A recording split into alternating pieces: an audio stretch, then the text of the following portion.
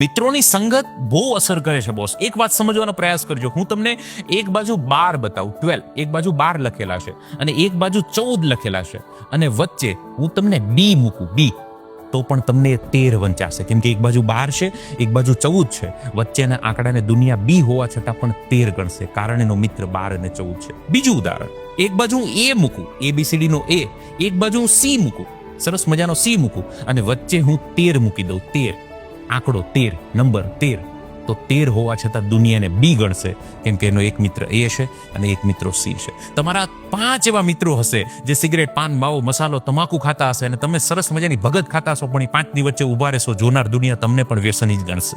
સંગત બહુ અસર કરે છે. એટલે કે ભાઈ, લાંબા જોડે ટૂંકો જાય, મરે નહીં તો માંદો થાય. આજની તારીખે નક્કી કરજો તમારા 5 મિત્રો કેવા છે. એ 5 છે ને એવા જ તમે બનશો. આ નિયમ છે.